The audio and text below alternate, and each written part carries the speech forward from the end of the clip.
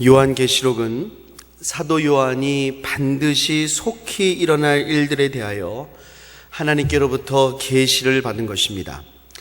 본문 앞에 1장에서 3장의 내용은 이 전체적인 서론과 더불어서 소아시아 7교회 각각에 대한 예수님의 칭찬과 책망의 말씀입니다. 그리고 본문 4장부터 본격적으로 마땅히 일어날 일들에 대한 구체적인 계시가 시작됩니다. 즉 세계 만물에 대한 하나님의 최종적인 심판과 구속의 계시입니다. 그런데 그 계시의 시작점이 어디입니까? 본문은 바로 하늘의 예배라고 알려줍니다. 무엇보다 가장 먼저 주목해야 할 것은 예배라는 것입니다. 우리 한번 본문 1절과 2절 말씀을 함께 읽겠습니다. 시작. 이 일 후에 내가 보니 하늘에 열린 문이 있는데 내가 들은 바 처음에 내게 말하던 나팔 소리 같은 그 음성이 이르되 이리로 올라오라. 이후에 마땅히 일어날 일들을 내가 내게 보이리라 하시더라. 내가 곧 성령에 감동되었더니 보라, 하늘에 보좌를 베풀었고 그 보좌 위에 앉으신 이가 있는데. 사도 요한이 눈을 들어 하늘을 보니 열린 문이 있었습니다. 그때 요한에게 처음에 말씀하시던 나팔 소리와 같은 음성이 들렸습니다. 이 음성은 누구의 소리일까요? 처음에도 들렸다고 하니까 그 처음 말씀하실 때를 한번 볼 필요가 있습니다. 요한계시록 1장 10절부터 13절까지의 말씀입니다. 함께 읽겠습니다. 시작.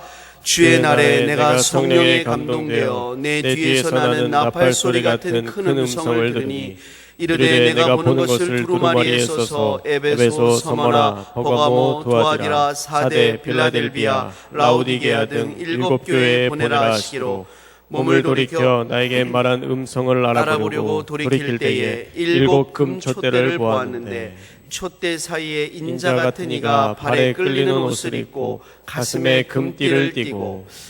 요한계시록 1장에서 요한은 나팔 소리와 같은 큰 음성을 들었습니다. 그는 그 음성을 알아보려고 몸을 돌이켰을 때 7 금촛대 사이를 다니시는 인자와 같은 이를 보았습니다. 이는 인자의 모습으로 이 땅에 오신 예수 그리스도를 가리킵니다. 그렇다면 본문에서도 처음에 그에게 말씀하시던 나팔 소리와 같은 음성이란 누구를 의미하겠습니까? 바로 예수님의 음성입니다. 예수님께서는 사도 요한에게 이리로 올라오라. 이후에 마땅히 일어날 일들을 내가 내게 보이리라고 하셨습니다. 그리고 2절을 보면 요한은 그 음성을 듣자마자 곧 성령의 충만한 임재와 감동에 사로잡혔다고 했습니다. 즉 정리하면 성자 예수님께서 나팔 같은 소리로 말씀하시고 곧 이어서 성령 하나님이 감동케 하심으로써 그는 하늘의 보좌와 그 보좌에 앉으신 하나님을 볼 수 있게 된 것입니다. 사랑하는 여러분, 왜 하나님께서는 요한으로 하여금 이후에 등장할 7인, 7 나팔, 7 대접 등 수많은 재앙과 심판의 다양한 정보를 접하기 전에 왜 먼저 하나님의 보좌를 주목하도록 하셨을까요? 여기에는 중요한 의미가 있다고 생각합니다. 크게 2가지입니다. 첫 번째, 이 모든 것들이 하나님의 주권 속에 이루어진다는 것입니다. 여러분 5장 1절을 보면, 오늘 본문 아니지만 5장 1절에 보면 보좌에 앉으신 이의 오른손에 두루마리가 있습니다. 이 두루마리에 7인이 있는데 이걸 아무도 뗄 사람이 없습니다. 이 인이 떼어지면서 하나님의 심판이 스타트가 되는데요, 이걸 하는 분이 누구냐? 바로 어린 양 예수님이십니다. 또한 오늘 본문 4장 5절에 보면 7 등불이 켜있다고 그랬는데 이 7 등불은 하나님의 7 영이다. 이것은 성령을 가리킵니다. 즉 무슨 말이냐? 보좌에 성부 하나님이 앉아 계시고 그 손에 있는 두루마리의 인을 뗄 수 있는 분은 어린 양 예수시고 그 앞에 밝히고 있는 7 등불은 성령님이십니다. 즉 하나님의 보좌 앞에서 모든 것이 다 이루어지고 있는 것이에요. 인류와 만물의 역사의 흥망성쇠가 하나님의 손 안에 있습니다. 그러므로 하나님의 백성들은 마지막 때에 아무리 무시무시한 일들이 일어난다고 하여도 이것이 하나님의 전능한 손에서 벗어난 것이 아님을 분명히 믿으라는 것입니다. 하나님의 시간표대로, 하나님의 뜻대로, 하나님의 손대로 이 모든 것이 이루어진다는 것입니다. 때때로 그것이 우리 보기에 이해가 안 된다고 할지라도 하나님의 뜻 안에 있다는 것입니다.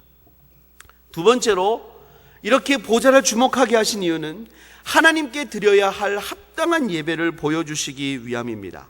본문은 천상에서 드려진 예배로 예배의 본질이 무엇인지를 보여주고 있습니다.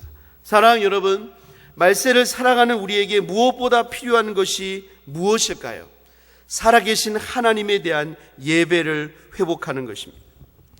2차 세계대전이 발발했을 때 유럽은 완전 시끄러웠습니다. 그때 영국에서 그 시작할 무렵에 대국민 라디오 방송 메시지를 전하게 되었습니다. 그 메시지를 그 당시에 성공의 대주교였던 윌리엄 템플 감독에게 부탁했습니다. 그는 메시지를 이렇게 시작했습니다.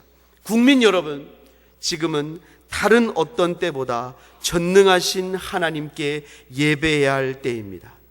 현실이 이토록 다급하고 위태롭고 포탄이 날아오는 이때에 무엇보다 시급한 것은 예배를 회복하는 것입니다. 왜냐하면 하나님이 진정으로 세상의 주관자이시며 우리의 보호자이시라면 그분께 드리는 예배를 온전하게 하는 것이 가장 중요하다는 것입니다. 사랑하는 여러분, 마지막 때를 살아가는 우리에게도 가장 중요한 것이 예배인 줄을 분명히 믿습니다. 예배는 어떤 면에서 우리 신앙생활의 시금석입니다. 예배를 드릴 때 기쁨이 있다, 설렘이 있다, 감격이 있다. 그 신앙이 하나님과의 관계가 그렇게 살아있는 것입니다. 그러나 예배가 무의미하고 따분하고 형식적으로 드려지고 있다면 그것이 바로 그의 신앙생활을 단적으로 보여주고 있는 것입니다. 사랑하는 여러분, 우리가 마지막 때가 될수록 모이게 힘써서 예배 드릴 수 있는 저와 여러분 되시기를 주님의 이름으로 축복합니다. 그렇다면 본문의 하늘의 예배에서 우리가 알 수 있는 예배의 본질은 무엇입니까? 크게 두 가지로 살펴보겠습니다. 첫 번째, 예배는 하나님께만 드리는 것입니다. 우리 4절 말씀 한번 읽어보겠습니다. 4절 시작. 또 보좌에 돌려 24 보좌들이 있고 그 보좌들 위에 24 장로들이 흰 옷을 입고 머리에 금관을 쓰고 앉았더라. 하나님의 보좌에 둘러서 24 보좌들이 있었고 그 보좌들 위에는 24 장로들이 흰 옷을 입고 금관을 쓰고 앉았습니다. 이 자리 배치를 보세요. 하나님이 정중앙이십니다. 그리고 그 주변에 24 장로들이 있습니다. 내 생물들이 위치하는 것도 마찬가지입니다. 언제나 하나님이 정중앙이십니다. 여러분, 이 자리 배치만을 통해서도 우리가 알 수 있는 것이 있습니다. 예배의 주인공은 하나님이십니다. 우리가 만약에 하늘을 본다면, 하나님이 지금 우리의 눈을 열어서 하늘을 본다면 거기에 멋진 금, 아름다운 열매 다 있겠지만 아마도 하나님을 중심으로 딱 되어 있을 것입니다. 모든 것이 다 하나님의 중심으로 되어 있습니다. 이게 예배입니다. 그렇다면 여기서 24 장로들은 누구를 의미하는 것일까요? 다양한 해석들이 있습니다만 요한계시록의 이 맥락에서 가장 바람직한 해석은 이 12를 구약의 12지파와 신약의 12제자를 상징하는 것으로 보는 것입니다. 그렇게 보는 이유, 대표적인 이유를 한 구절 읽어보겠습니다. 요한계시록 21장 12절과 14절입니다.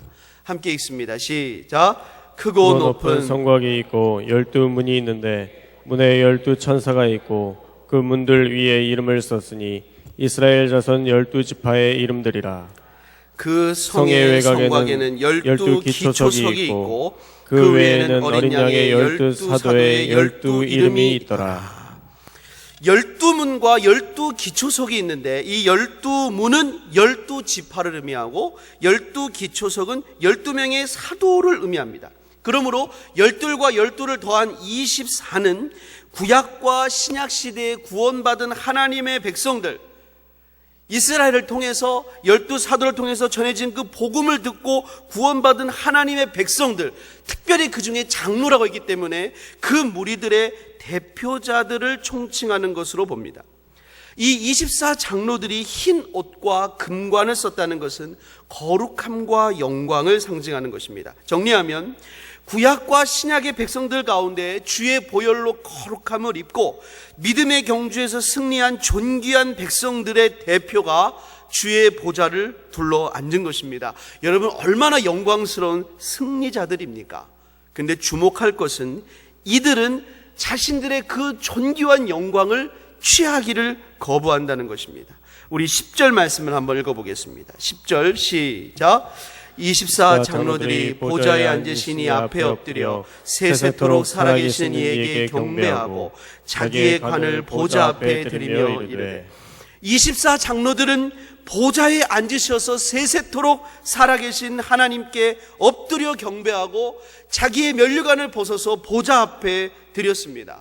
이렇게 면류관을 벗어서 보좌 앞에 드렸다는 건 적어도 두 가지의 의미를 갖고 있습니다. 첫 번째, 스스로에게 영광을 돌리지 않는 것입니다. 이 면류관이 자기들에게 합당하지 않다는 것입니다.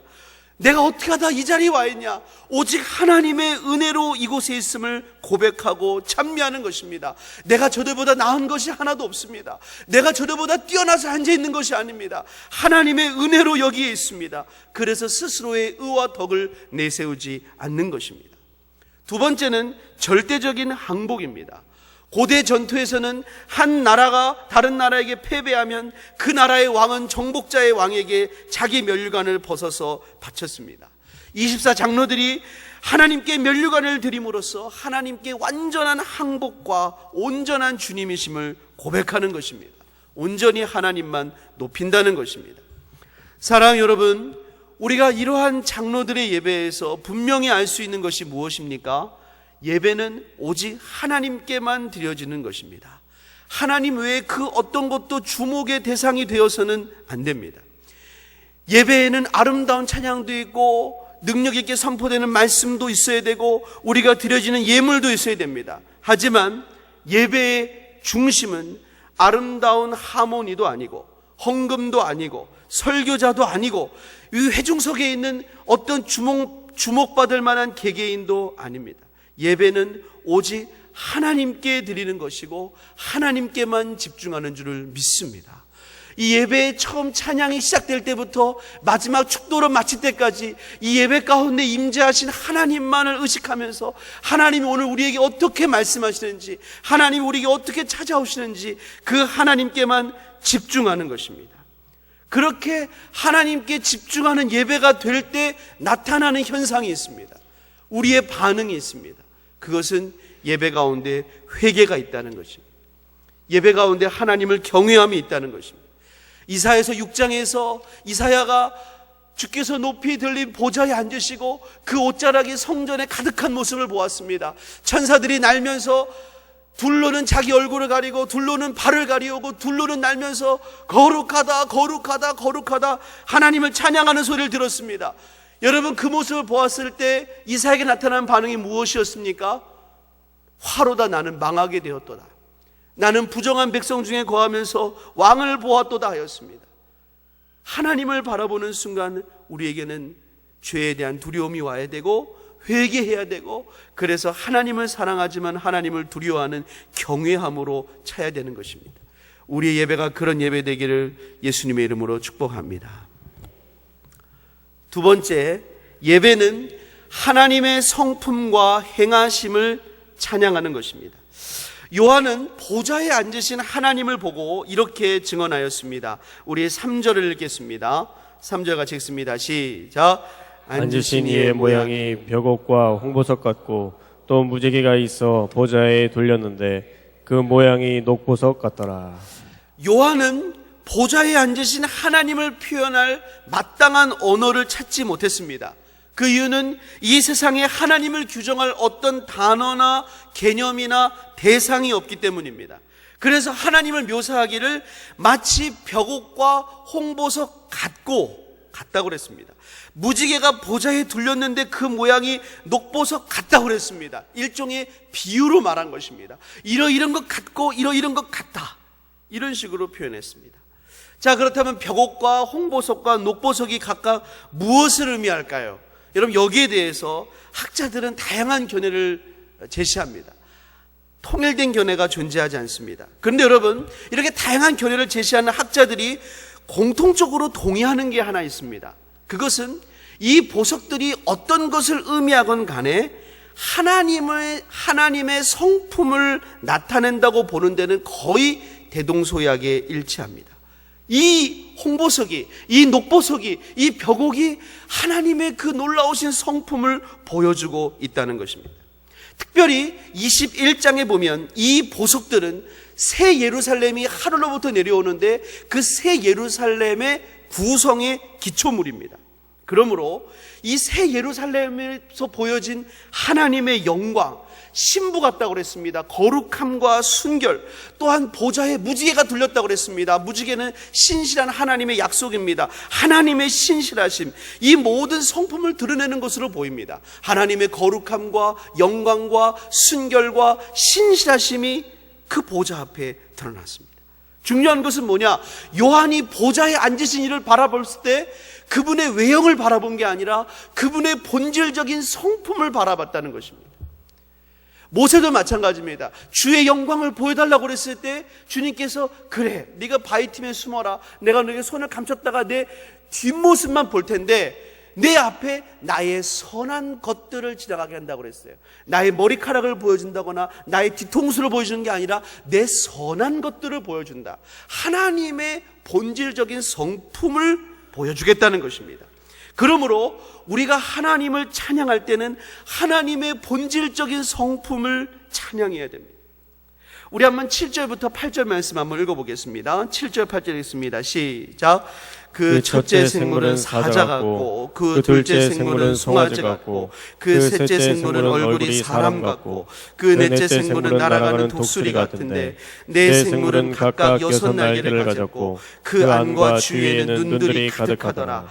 그들이 밤낮 쉬지 않고 이르기를 거룩하다 거룩하다 거룩하다 주 하나님 곧 전능하시니여 전에도 계셨고 이제도 계시고 장차 오실 이시라 하고.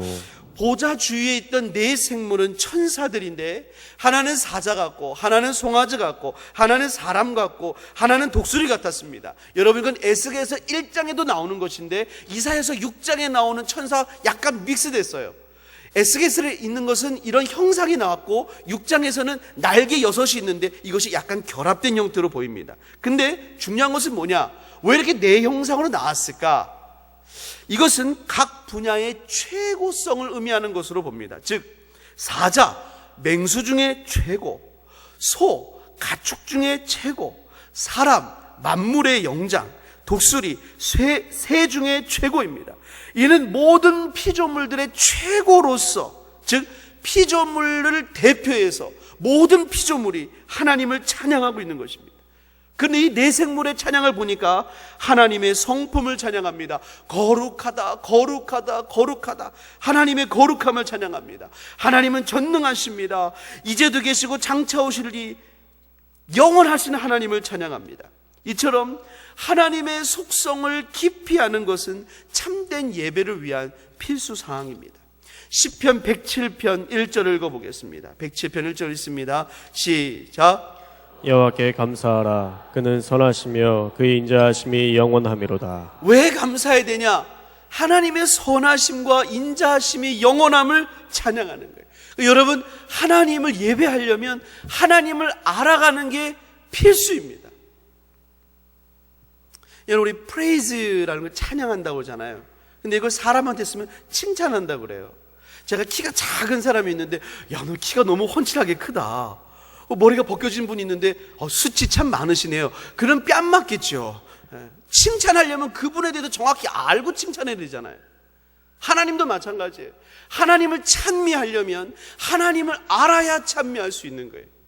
근데 여러분이 하나님을 안다는 것은 지식적인 알을 의미하는 게 아니에요. 성경에서 하나님을 안다고 했을 때는 하나님을 경험적으로 아는 거예요. 자, 그러면 하나님의 선하심을 맛보아 알기를 원합니다. 하나님의 거룩하심을 맛보기를 원합니다. 그 거룩하심을 알기를 원해요. 그래서 그거를 체험적으로 알기를 원해요. 그러다가 어떻게 되냐? 이 예배자 안에도 거룩함이 생깁니다.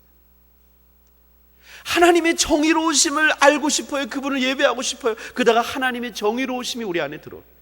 하나님의 선하고 사랑을 알고 싶다가 그 사랑이 내 안에 들어오고, 하나님의 용납하심 알고 싶다가 내 안에 그 용납함이 부어지는 거예요. 그래서 여러분, 정말로 하나님을 예배하는 사람은 하나님을 닮게 되어 있습니다. 그리고 예배는 최고의 제자 훈련입니다. 하나님을 닮아가는 최고의 시간입니다.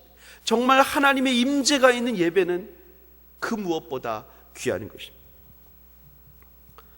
또한 진정한 예배는 하나님의 성품을 찬양하는 동시에 하나님이 행하신 일을 찬양하는 것입니다. 우리 10절과 11절 말씀을 한번 읽어보겠습니다. 10절 11절 시작. 24 장로들이 보좌에 앉으신 앞에 엎드려 세세토록 살아계시는 이에게 경배하고 자기의 관을 보좌 앞에 드리며 이르되 우리 주 하나님이여 영광과 존귀와 권능을 받으시는 것이 합당하오니 주께서 만물을 지으신지라 만물이 주의 뜻대로 있었고 또 지으심을 받았나이다 하더라.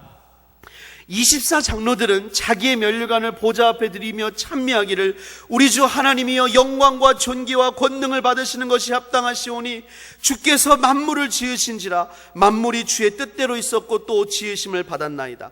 하나님이 행하신 일을 찬양하는데 주로 뭐를 찬양하냐면 하나님의 창조와 섭리를 찬양해요. 하나님이 모든 것을 만드셨습니다. 그리고 지금까지도 하나님이 만드신 것을 경영하십니다. 하나님의 섭리를 찬양해요. 근데 비교해 볼 것은 5장에 가면 내생물과 24 장로가 어린 양을 찬양합니다. 어린 양을 찬양한다는 것은 어린 양은 하나님이시라는 얘기죠. 근데 그 하나님을 찬양할 때는 약간 찬양의 강조 포인트가 바뀝니다.